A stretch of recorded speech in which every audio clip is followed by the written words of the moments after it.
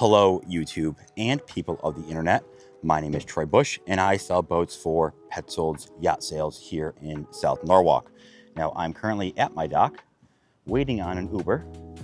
Reason being, we are going together to go pick up our latest trade-in and bring it over here to Norwalk so the guys can end up picking it up and bring it up to Portland. So it is a 2018 Chriscraft 30-foot launch. We'll talk about more about it when we get there. But I want to have you guys join me for another day in the office. Today we're picking up this boat, and then I think tomorrow I'm gonna bring you guys along as well. I'm grabbing a customer of mine's 42 Regal FXO, the fly bridge with the trip outboards, and that's me going from Bridgeport to Portland. Now, let's get in this Uber, let's get going, and I will see you guys in Riverside.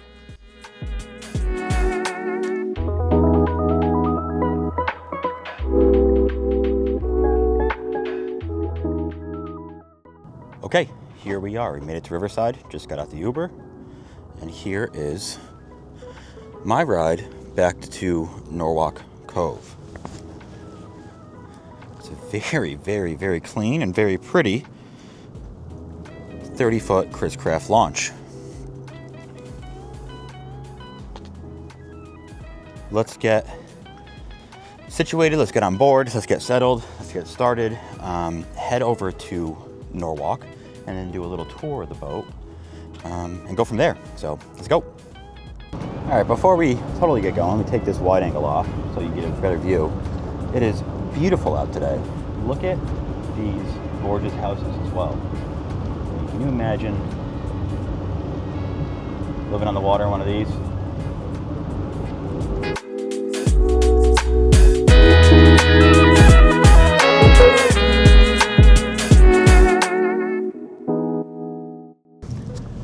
Well, I'm a little bit bummed. I had you guys all set up for my mount, and I thought I was hitting record for the time lapse from Riverside to Norwalk here on this beautiful, perfect day. And I think it was already recording, and I stopped it. So I don't have any footage of my boat ride. I did just stop and get fuel at the dock here. The guys helped me out, so we have a full tank of fuel for this boat. I think the plan is right now we're gonna put it at our dock. Once we get there, we will do a walkthrough, a quick walkthrough for you guys, and then I'll do a full in-depth walkthrough for the listing itself.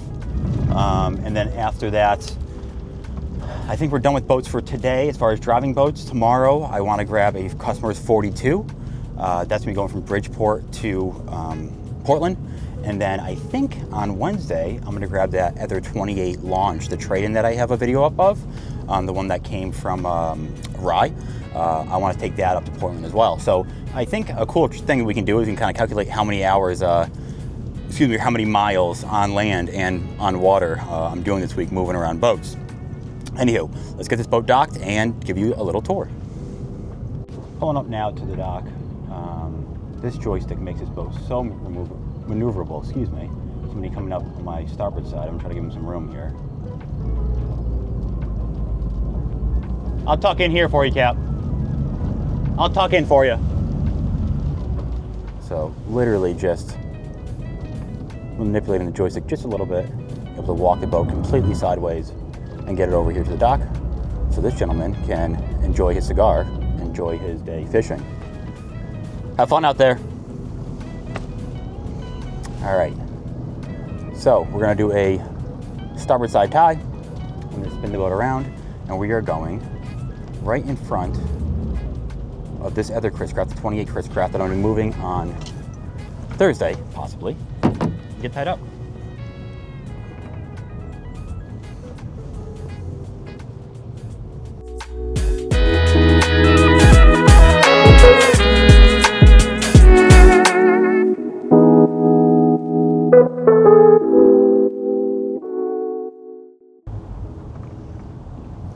And just like that, we have landed. All right, let me get lines. Turn you this way. Let me get lines and get this all tied up. Okay, we're at the dock. Boat ran great. Was cruising in like the mid-low 30s. wide open. I did it for for a heartbeat. I had to. I couldn't help myself. It was in the upper 40s. I think it was 47, 48 miles an hour. I didn't have it trimmed out all the way, so I'm sure it even had a little bit more than that to give. But let's do a little walkthrough. So at the transom here, nice large transom. Port side will be your waste pump out and your battery charger. A nice center walkthrough. See, that's all teak and very nice. All the way aft is teak as well. So this has the Heritage Edition, full teak. So swim platform, cockpit, running boards, and up by the anchor windlass as well. Aft here as well, the freshwater shower. Let's hop on aboard. You have beautiful U-shaped seating. Put the seat back here. I took it out earlier to look for something. Here we go. And underneath this port side seat is a refrigerator.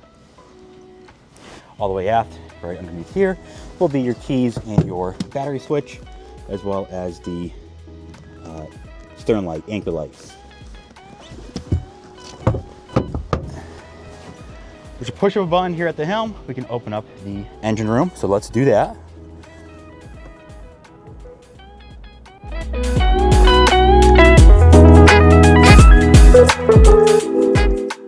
All right, engine room or engine hatch, excuse me, is open. You'll see Chriscraft, they hide their bimini right here in the back, so it's easy to put up and put on over here. Just click into place, and when you want to stow it, it tucks right in. It's very sleek, very smart design. Engine room itself, twin 6.2 Merc Cruisers. So they have 140 hours on them. I just ran the boat from Riverside here to South Norwalk, which is a 15-mile ride, but it was very drama-free, which is my favorite. The joystick on the boat works phenomenal as well. So making your way forward, you'll see the passenger seat here, flip-up bolster, little glove box. Opposite side is your helm. Put that over there. You get a nice double-wide helm seat. All your gauges up here, Garmin GPS, electronic throttle and shift. With the joystick as well, you have autopilot and skyhook, which is very cool. Making our way forward, you'll see the split windshield. Port side here, some storage, spots for fenders, things like that. And then right across, which is all the way here in the bow, is a head that I put the covers in. So I'm gonna take the covers out so you can get a look at it.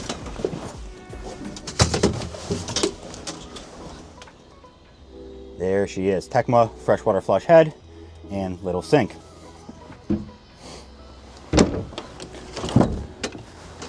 All the way forward, ending it off, will be your anchor locker. This boat has an anchor windlass forward. So that'll do it for Monday. And I will see you guys tomorrow when I jump on the next boat.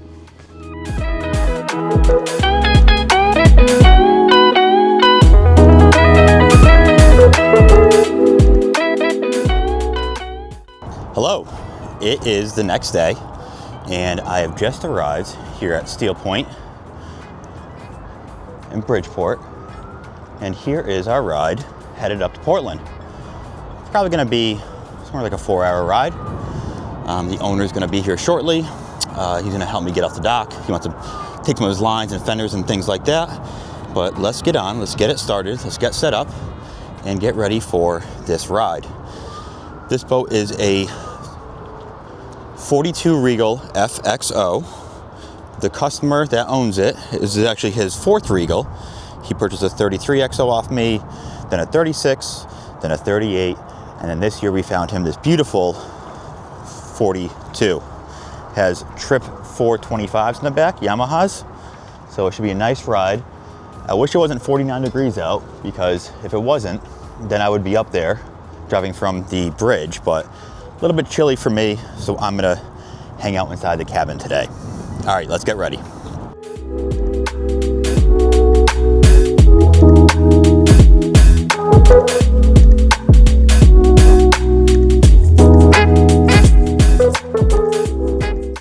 Just like that, we are underway. Thank you again to the owner for coming down. He wanted to grab some of his lines and stuff like that. And he helped me get off the dock. It's really breezy out today. Actually, I think my ride for tomorrow, I'm gonna pick up that 28-foot Chriscraft. I think that got canceled, unfortunately. It's gonna be a small craft advisory, 28-foot boat. There's no reason for me to get myself beat up or beat up the boat. But I have it into GPS now, to the mouth of the river. It's about 50 miles, 48 miles it says. Should be, I don't know, about 2 hours there probably, and then hour and a half, 2 hours up the river itself, and that's gonna be another 35. So total on the day, 80, 85 miles maybe. Yesterday we did 15 or so.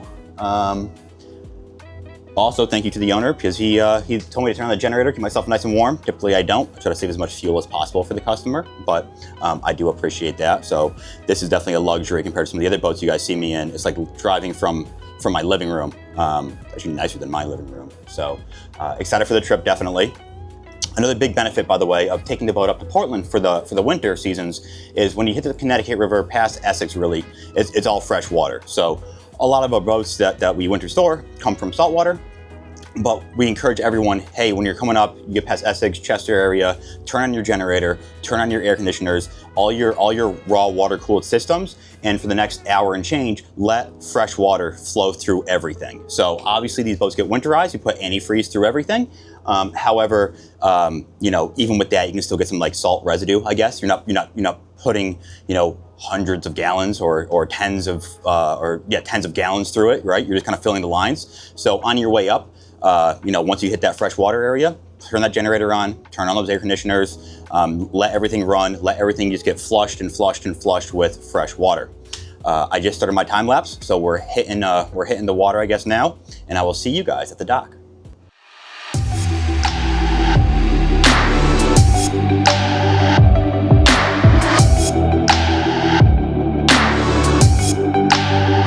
Okay, we're about halfway into our trip, as far as halfway to the mouth of the river, which I can't wait for. It's settled down a little bit here. It's probably 4 to 6s at the moment. For a little bit there, it was more like 6 to like 9s. Once again, a 42-foot boat. You know, she weighs 30,000 pounds, whatever, maybe. I don't know off the top of my head, but Mother Nature is undefeated. This is my view. You can't tell because the camera knocks everything down. It makes it look like that it's completely flat out, but that's at least 6s out there. I was gonna turn around and call the owner saying, hey, you know, it's really bumpy out. You know, I don't want to beat the snot out of the boat. Can the boat take it? I'm sure it could. But he said that it needs to get up to Portland. He's worried about the hurricane that is coming up here. So I told him, I said, I have no problem going. As long as I feel safe, I'll keep it nice and slow. But, you know, the boat's gonna get tossed around a little bit. So that's what's happening. Like I said, it kind of calmed down a little bit, so I feel a little bit better. Before it was getting pretty darn rough. Here's a big one. But yeah, that's my update, and I will be back soon. Hey guys, I'm editing this video now, and I was able to stop the time lapse in the middle of my run there after it calmed down a little bit, believe it or not. And I just did a straight recording of just what the water looked like from up on top, from where the bridge was, right below the bridge. And so I think it's like a minute and a half or 2 minutes long, but check out these sea conditions here. Once again, it wasn't like it's not deadly as catch, but it definitely was bumpy out. The camera flattens out everything, so you really can't see how much the boat was getting kind of moved around. But if it looks like to the left and right, kind of when the waves get around parallel to me, you can kind of see the big valleys and all that stuff.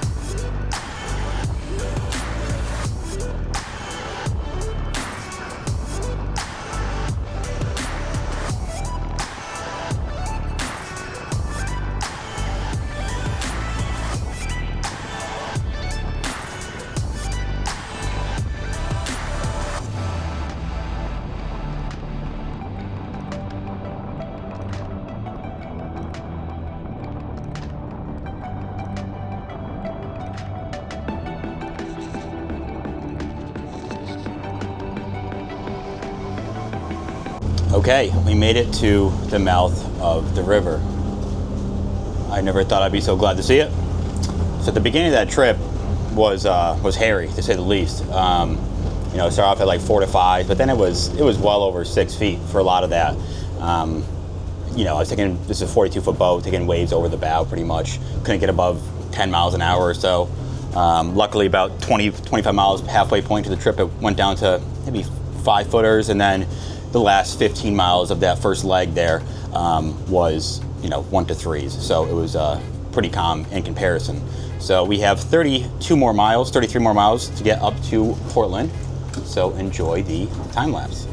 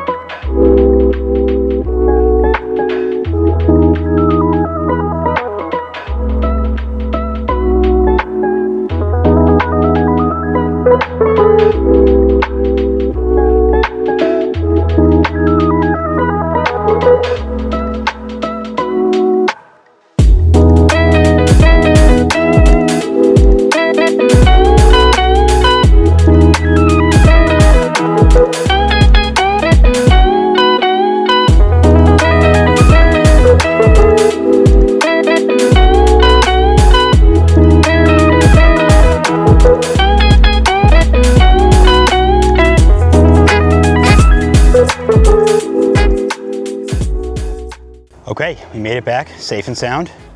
Definitely a bumpy ride, one to remember, but boat's all covered up, hit it with the hose, and she's gonna be ready to be put away for the winter. I did some quick math. Looks like I drove right around 105 miles in the last 2 days on the water, delivering boats or moving boats. And it's gonna be like 160, I'm sure, on land. So that's it for this video. Not for my day. I get to call an Uber and take a 2-hour car ride home. But that's it for this video. Make sure to like, comment, and subscribe, and I will see you guys next time.